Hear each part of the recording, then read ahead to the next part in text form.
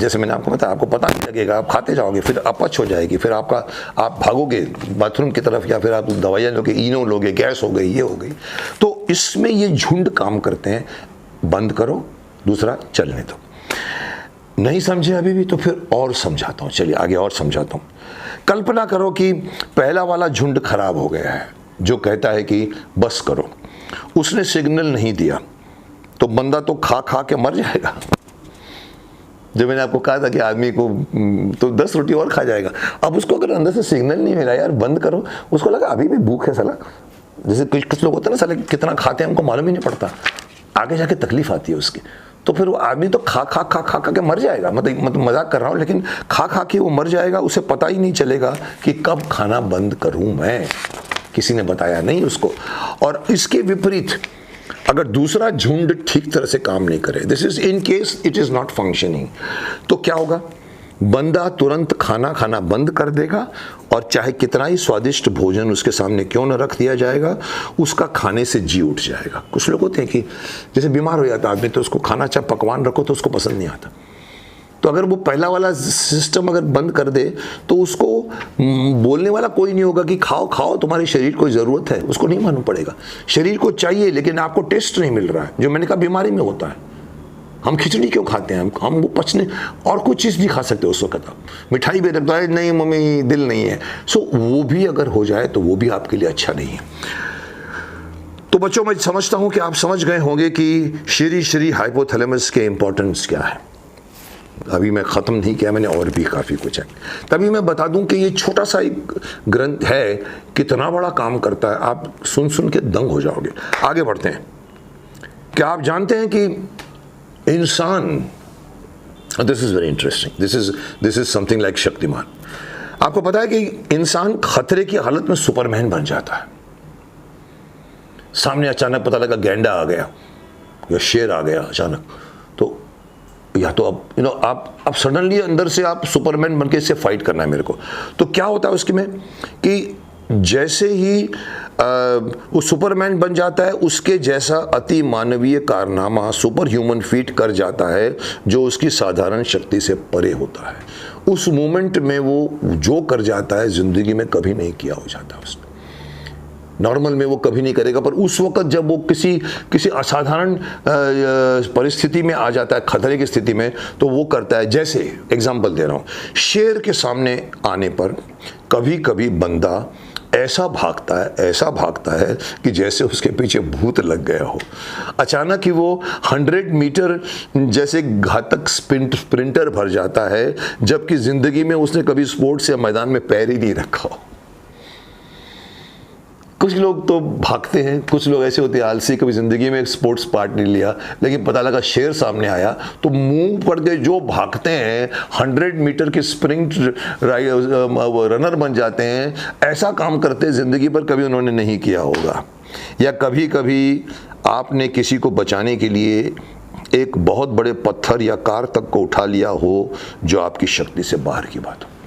कभी कभी आपने देखा होगा किसी को बचाने के लिए आदमी कूद पड़ता है और पता लगा कि उसको कुछ ज़रूरी है, पत्थर तो उठा लेता है, उस वक्त उसके अंदर इतनी ताकत आई, तभी ऊपर कहा है कि वो सुपरमैन बन जाता है, क्योंकि उस वक्त उसका पूरा शरीर उसमें पार्टिसिपेट करता है और वो कार तक को उठा लेता है। कभी अंदर कोई, जैसे सुपरमैन ने तो किया था। आप याद है सुपरमैन की शुरुआत में वो एक छोटा सा बच्चा एक बूढ़े माँ बाप को बचाने के लिए कार को ऐसे करके ट्रेनिंग करके खड़ा करता है। खैर वो तो बिकॉज वो क्रिप्टन से आया था, पर यहाँ हर आदमी सुपरमैन बन जाता है। कभी कभी किसी को खतरे में पड़े हुए जोर लगाता है और कार को 4 इंच ऊपर कर लेता है, वो आदमी निकल जाता है।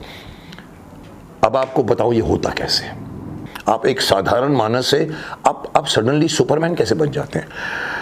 तो होता यूं है बच्चों, इसे हम लड़ो या भागो का लक्षण कहते हैं। इंग्लिश में से कहते हैं फाइट और फ्लाइट।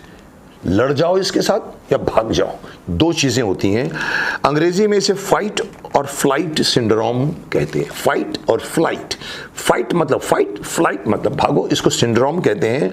जब कभी भी हमारे सामने कोई बड़ा खतरा आता है तो हमारे सामने 2 ही विकल्प रहते हैं, या तो उससे लड़ो या उससे भागो, नो अदर ऑप्शन। या भिड़ जाओ या भाग जाओ, या तो लड़ो उससे या भागो। और ये हमारा श्री हाइपोथैलेमस ही है जो हमें इन दोनों परिस्थितियों के लिए तैयार करता है।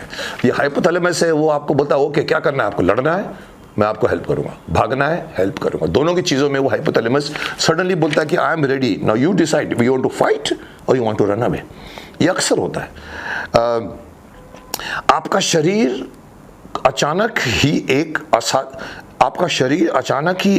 साधारण शरीर से एक असाधारण हथियार बन जाता है और इसमें शरीर के सारे अंग उस अकस्मात आई हुई मुसीबत से लड़ने के लिए एकजुट होकर तैयार हो जाते हैं। मतलब आप एक स्टांस ले लेते कि लड़ना है मेरे को, चलो है साला 4 फीट का आदमी, सामने खड़ा है शेर या गेंडा खड़ा हुआ है या सडनली कोई आ गया सामने, पर उस वक्त उसको मालूम है कि मेरे पास 2 ही ऑप्शन है, या तो मैं इसके साथ लड़ूं और मैं लड़ूंगा, और या तो फिर भाग जाता। तो वो अपने आप को डिसाइड करता है। और हमारा शरीर जो है एक ऑर्डिनरी नॉर्मल साधारण शरीर से सडनली एक लीथल वेपन बन जाता है और आपके शरीर के एवरी पार्ट, पैर से लेकर सिर तक, आंख से लेकर आपकी पुतलियां बड़ी हो जाती हैं।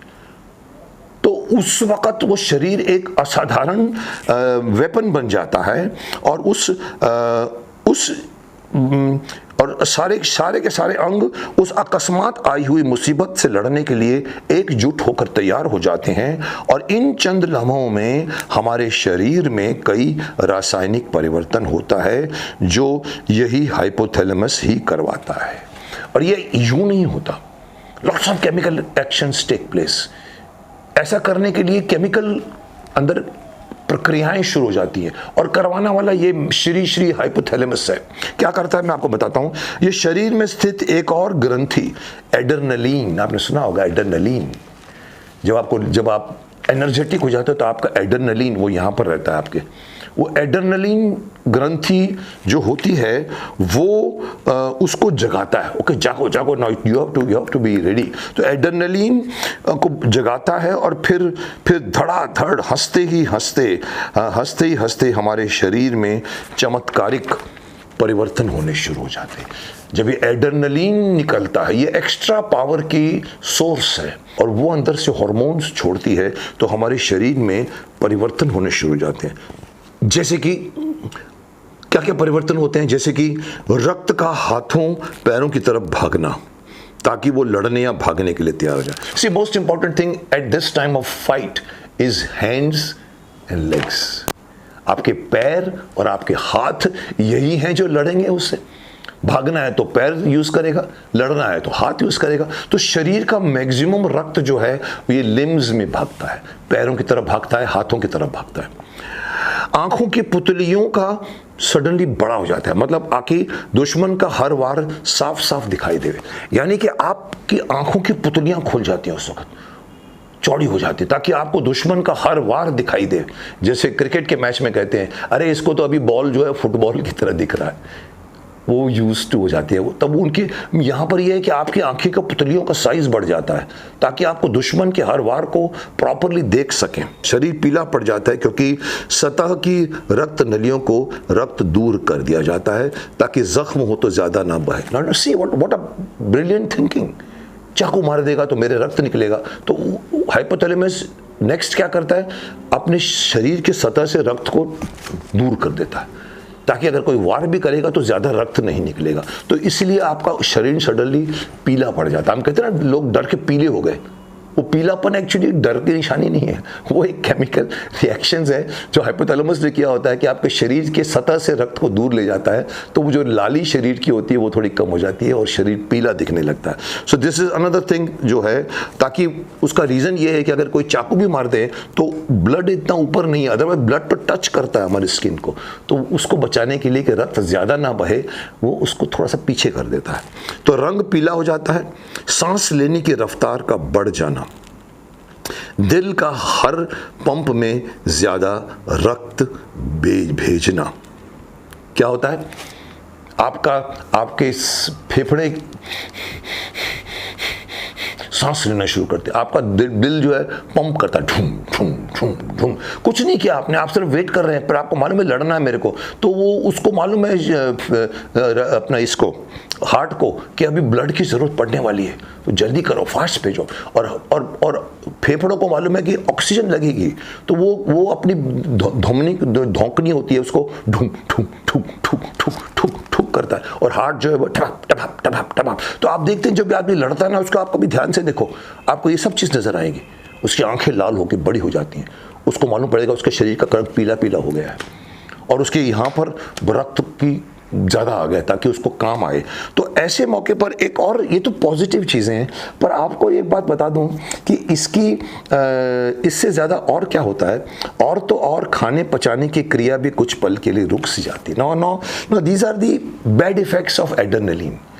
अदरवाइज आदमी बोले एड्रेनलिन तो हमेशा रहना चाहिए मेरा, पर आपको मालूम होना कि उस 1 सेकंड 2 सेकंड 3 मिनट में आपके अंदर स्ट्रेस लेवल बढ़ जाता है, जो शरीर के लिए अच्छा नहीं होता। आपके खाने की प्रक्रिया उस वक्त धीमी पड़ जाती है, आप कुछ खाओगे पचेगा नहीं उस वक्त, वो उसको भी वो रोक देता है कि अभी आपको कुछ नहीं करना, खाने की आपका काम है अभी लड़ना, तो उसकी जो प्रक्रिया नॉर्मल होती है वो भी रुक जाती है। क्योंकि इसकी अहमियत से ज़्यादा अहमियत वाली बात जो सामने आ गई है, जैसे मैंने आपको कहा कि इस वक्त खाना वाना भूल जाओ, सामने साला संकट आया उसको मुझे मारना है, तो उसको बोलते हैं तुम्हारा इंपॉर्टेंस नहीं है, तो अभी उसमें टाइम वेस्ट मत करो, उसके अंदर चीज़ें तो हमको दो, ब्लड हमको यहाँ चाहिए।